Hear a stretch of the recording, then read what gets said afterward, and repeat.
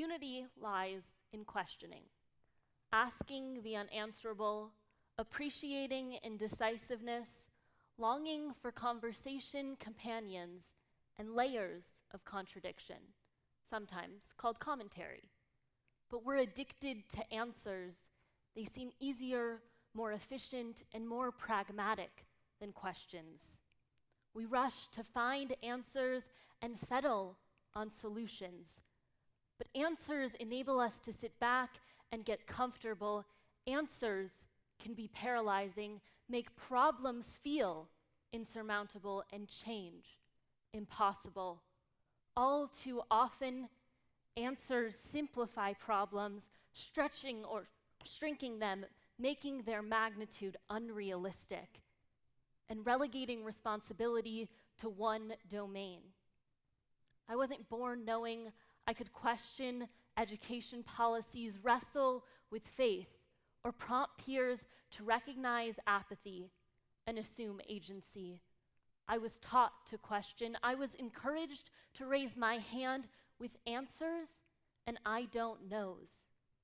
At the dinner table, I listened closely. Questions arose from my fragmented understanding. Oftentimes, they weren't fully formed and based in my limited knowledge of what was being discussed. From congressmen to Talmudic verses, law, and literature, questions continued to percolate. I didn't always ask the questions, but I found fulfillment simply in having them.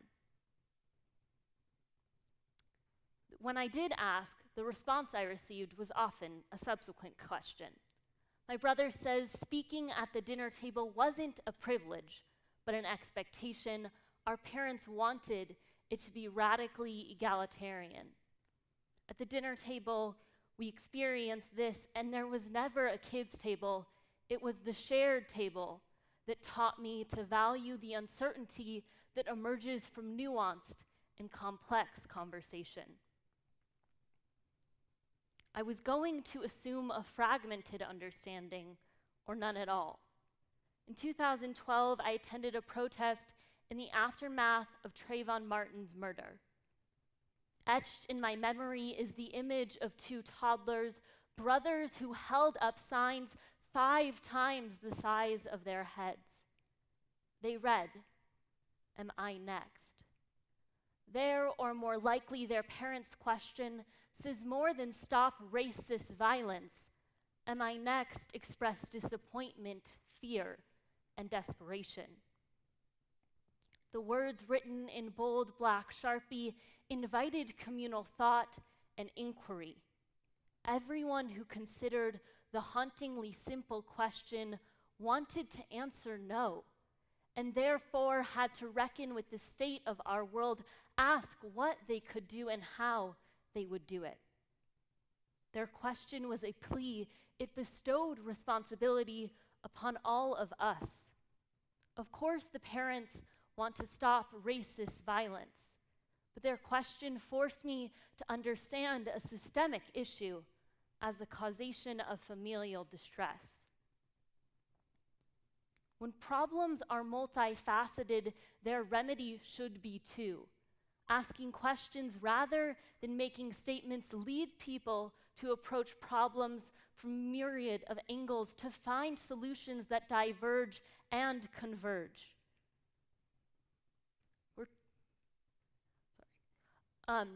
And here it's where we find that although our responses differed, the question, "Am I next?" unified everyone present. Unity need not be uniform. At 13, I wrote, "Do things always happen for a reason? Are they preordained by God, by a higher force? Does God know the outcome? Can a force care?"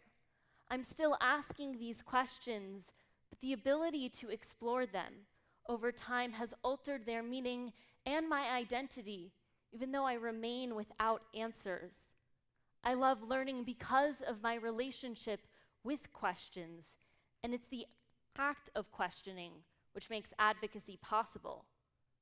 When God announced a plan to destroy the cities of Sodom and Gomorrah, Abraham questioned God's judgment, saying, "Far be it from you to do such a thing, to kill the righteous with the wicked, treating the righteous and the wicked alike.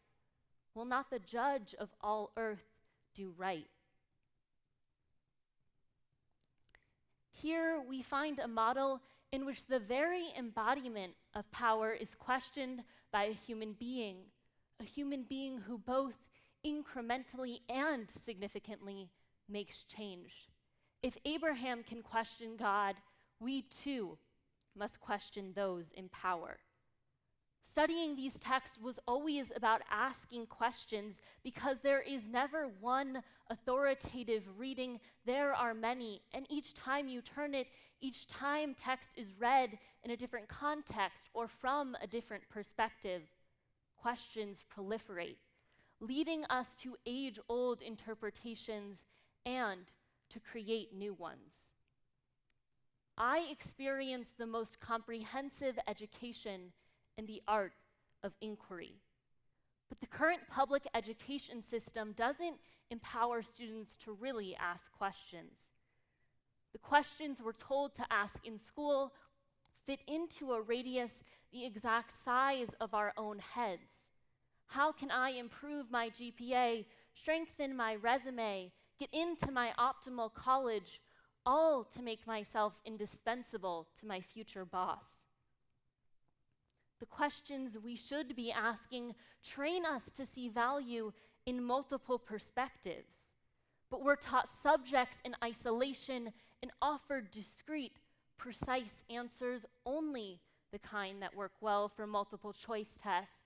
There can't be overlapping or in between. There can't be two valid answers, or one when we're utilizing this approach and another when we're employing this one.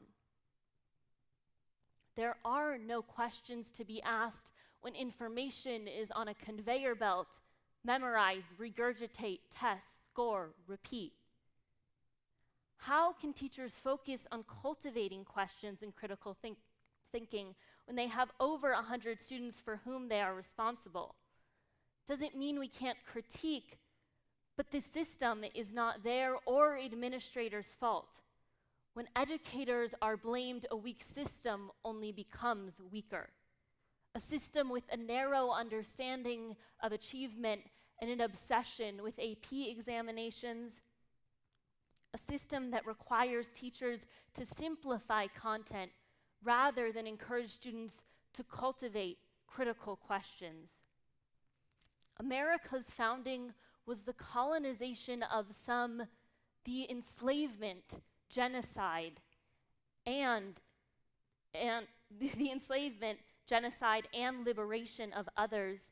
At one moment, partition marked freedom and exile, an end to one form of suffering and the beginning of another. Even the desegregation of public schools in the 1960s, although paramount, caused scores of African American teachers to lose their jobs. The questions we should be asking are not these. The expectation that questions can be answered with an A, B, C, D, or E stems from our transactional school system, one that confines and bores students. I do my work, you give me credit, I get X number of answers correct, you, the Scantron, gives me Y percentage points, I'm late to class, you give me a tardy? Why is dehumanization tolerated in the place that's supposed to ready us for the world? Can we become ready while a system dehumanizes us? Are we learning to see virtue in diligence, honesty, and dedication? Do we value others? It's been my privilege to travel across the state with the Pritchard Committee Student Voice Team to explore these questions. I've written and spoken about the conversations from which I leave elated or moved. But for as many rich roundtables where I'm astonished by my peers' simultaneous anger, and eloquence their ability to identify problems and suggest solutions in one breath. Or relay horrific stories with an unflinching desire to create change, there are as many, if not more, where I'm pulling teeth to get one-word responses. But no matter how the conversation is going, I ask how their schools could improve. The overwhelming answers are dress code and food. It's hard for me not to bring up the strengths and weaknesses of curriculum requirements, teaching methods, or physical and emotional safety, whether or not they observe racial, socioeconomic, or gender disparities. Yet our conversation is about their interest. So we discuss dress code and food, what's wrong, what could be better, and how they can enact change in those realms. Because agency in one thing paves the way for agency elsewhere, and starting with what may seem superficial is not less of a start. I recognize, though, that there's a dichotomy between what I'm advocating for and what exists. How can I unequivocally say 16-year-olds should vote and meet students who aren't informing themselves about issues in their school, much less candidates on the ballot? All people have to be given power before they recognize it and in order for them to seize it. Most students aren't taught to have agency, but youth aren't the only population letting what is habitual become acceptable. When friends and I reported instances of sexual harassment and assault, our administration's solution was to limit interaction between us and the perpetrator. We attempted to articulate that separation did not begin to solve the problem because there are a multitude of other victims in the building. But we were speaking to people who pretended to listen.